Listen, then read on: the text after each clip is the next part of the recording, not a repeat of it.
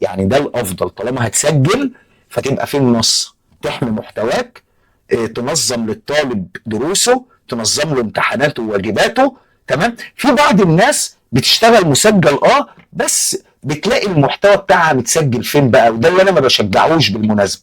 تمام. ممكن تستخدم منصات تانية زي منصه تليجرام في حاجه زي دي، يرفع الدروس بتاعته على التليجرام ويقول للطلبه ايه، ادخل يا عم، انت اشتركت او دفعت، فادخل على التليجرام تابع الدروس والكلام ده كله. ولكن لو محتواك هيعتمد على التسجيل بس، انا ما بشجعش التليجرام ولا بشجع حتى اليوتيوب، انا بشجع منصه تعليميه. ليه؟ لان احنا بندور على النظام. في التليجرام الطالب بتاعك مش هيبقى عارف يتابع صح، هيمتحن ازاي، واجباته فين، لو عايز يسال سؤال هيساله ازاي. فرضا الطالب ده ما عندوش معرفه قوي بتليجرام، طب ولي الامر عايز يطمن على ابنه، هو معاك ولا مش معاك، بيدفع ولا ما بيدفعش، واصل لحد فين، درجات امتحانه عامله ازاي. القسم الثاني هي متابعتي انا كمدرس للطالب، انا عايز اتابعه بقى. تمام، جميل جدا. عايز تتابع الطالب بتاعك، حلو. والله المتابعه ليها اشكال كتير. في بعض الناس مثلا بتلجأ للمتابعة، بتتابع من خلال، ودي مش حاجة وحشة خالص، من خلال منصات زي واتساب. تمام. واتساب، والله كل طالب بيشترك معايا بيدخل جروب واتساب، الطلبة بتقدر تسأل، لو طالب عنده أي استفسار، عنده أي حاجة، فبيقدر يسألني. تمام. وأنا كمدرس ببتدي أجاوبه، مفيش أي مشكلة عادي في نقطة زي دي. وأعتقد إن معظمنا حتى لو مش شغال أونلاين بيعمل مع طلابه حاجة زي دي. وبالمناسبة حاجة حلوة جدا إن الطلبة بتاعتك تكون مجمعهم في مكان واحد. نصيحة يعني، حتى لو أنت مش مجمعهم لازم تبتدي تجمعهم. ليه؟ لأن الطلبة دي هي رأس مالك. تمام. راس مالي ازاي يا عم صلاح؟ يعني مثلا لو انا منزل فيديو عندي على صفحه الفيسبوك، محتاج لايكس، محتاج ناس تقول تتكلم، فبدل ما انا انزل الفيديو واستنى الناس تتكلم، لا، ده انا ممكن اكون مجمع الطلبه معايا في بلاتفورم معينه زي واتساب، واقول لهم يا جماعه ادخلوا اعملوا لايك ليا على الفيديو ده. فبيبتدي الطالب، انت قلت له، هو مش مستني بقى ان هو يشوفك بالصدفه. تمام. فممكن تتابع الطالب بواتساب، ممكن عادي. في نظام تاني للمتابعه، طيب في زي ايه، انا اقصد بواتساب هنا، واتساب او تليجرام او فيسبوك، المهم انك تكون عامل جروب، خلينا بلاش نكتبه واتساب، خلينا نكتبه جروب. تمام كده. ممكن تتابع الطالب بتاعك بجروب، تعمل له جروب، اللي عنده سؤال يا شباب يسال فيه. في بعض الناس بقى بتتابع طلابها ازاي؟ بتتابع طلابها من خلال المنصه بتاعتها. تمام. يعني مش انا محتواي موجود على منصه، انا ممكن اتابع الطالب بنفس المنصه دي. ازاي؟ اما ان الطالب يسيب لي تعليق مثلا او سؤال تحت الفيديو بتاعي، فممكن يجي يقول لي والله انا النقطه دي مش فاهمها، والله انا فيها، او ممكن الطالب يبعت لي رساله على المنصه. المهم ان التعامل بتاعي يكون من خلال سيستم واحد. ده هيقلل التشتيت على الطالب، يعني مش هيتابع من مكان ويسال في مكان، وفي نفس الوقت هيقلل التشتيت عليك انت كمدرس. يبقى المحتوى ممكن يكون اما زوم او مسجل او هايبرد، بيجمع ما بين الزوم والمسجل. لو انا هستخدم الزوم فزوم معروف، ممكن استخدم زوم او جوجل ميت، وده احنا نشرحه مع بعض. ولو النظام بتاعي هايبرد، ففي الحاله دي هستخدم الزوم وهستخدم المنصه وهستخدم تليجرام. لو النظام بتاعي هيكون مسجل بس، فممكن استخدم المنصه او تليجرام. طيب كده انا نزلت المحتوى والطالب دخل علشان يشوفه، يجي دور متابعتي انا لمين؟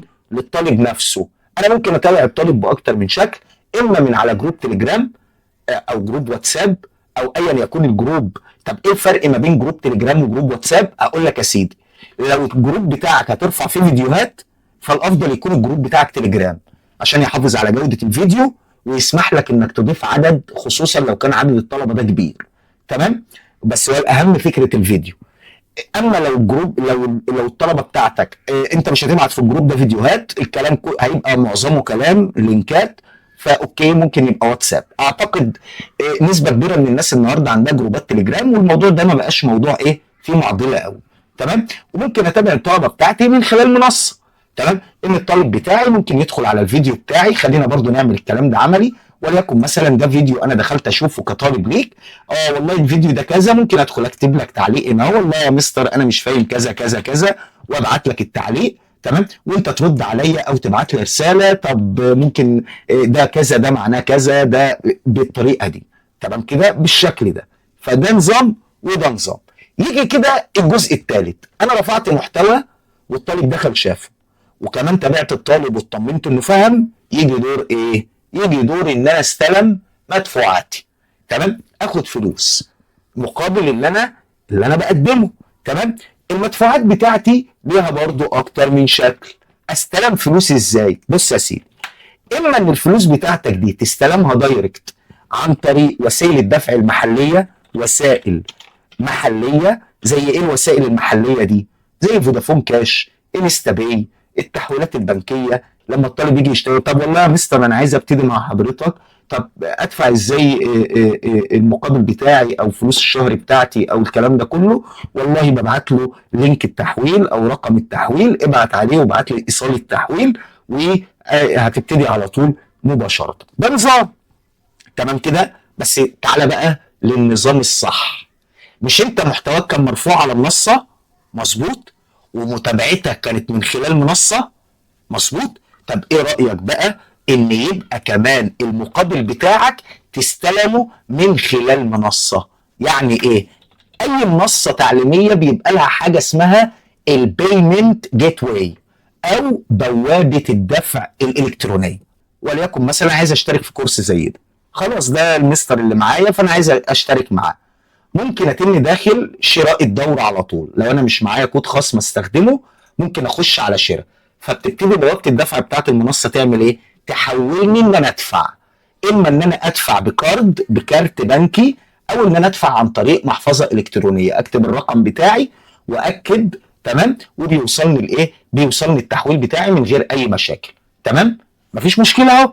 تمام، اما ان انا ادفع بكده او ان انا ادفع بكده. تمام، بس الافضل انك تخلي شغلك كله في نظام واحد.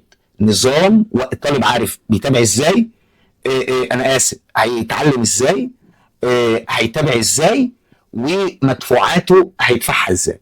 تمام، ولي الامر كذلك عارف ان هو مع المدرس الفلاني اللي دي منصته، هو مش محتاج المدرس يكون موجود بشخص 24 ساعه. بصوا يا جماعه، الشغل اونلاين مجهد، اوعوا تفكروه سهل، او اوعوا تفكروا ان فيه ان راحته اعلى. بالعكس، انا بشوف ان الاوفلاين في الراحه اعلى. تمام، الاونلاين راحه، لان يعني راحه بدنيه، يعني انك قاعد في بيتك شغال، راحه بدنيه. اما لو انت هتفتح باب على نفسك انك كل حاجه لازم تكون موجود فيها بنفسك، فالموضوع مجهد جدا، مش هتنفع تعمله لوحدك. لازم يبقى معاك ناس ترد، لازم، خصوصا ان الطالب ده مش شايفك، وانتوا عارفين الاونلاين فيه مشاكل قد ايه. يعني انا اسف في الكلمه اللي انا هقولها، في نصب قد ايه. يعني في ناس ممكن تشتري حاجات اونلاين وتدفع فلوس بس ما تاخدهاش. فالنهارده الناس بتقلق من حاجه زي دي. لكن لما يبقى في نظام واضح، نظام باين، يقدر الطالب عارف ان هو ازاي بيتعامل في النظام ده، وازاي بيدفع فيه، وازاي، وعارف ان هو هياخد حقه تالت ومتلت، وعارف امتى يرجع للمدرس بتاعه ازاي يكلمه.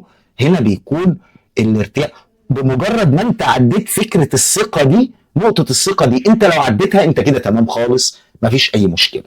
فده النظام اللي المفروض احنا نعمله، اللي هو ايه؟ نظبط محتوانا، نظبط متابعتنا، وكمان المدفوعات بتاعتنا نعرف ناخدها ازاي. عملنا الثلاثه دول، اصبح عندنا حاجه اسمها ايه؟ حاجه اسمها النظام. النظام ده بقى هو اللي انا عاوز اعمله، وده الهدف بتاعنا اصلا من كل الكلام اللي احنا بنتكلم فيه، هو ازاي نقدم نظام يكون نظام سليم، الطالب يكون فاهمه، وما يسببش اي مشاكل تذكر لا للطالب ولا لولي الامر. جميل الكلام ده؟ جميل الكلام ده. في بدايه التدريب بتاعنا هنتكلم عن نقطه المحتوى، ان انا عايز اعمل محتوى. تمام، ثم بعد ذلك هنتنقل للمتابعه، ازاي هتابع الطالب بتاعي، ازاي اتاكد ان الطالب، ازاي امتحنه، ازاي اعمل له واجب. تمام، ثم بعد ذلك نتكلم عن المدفوعات.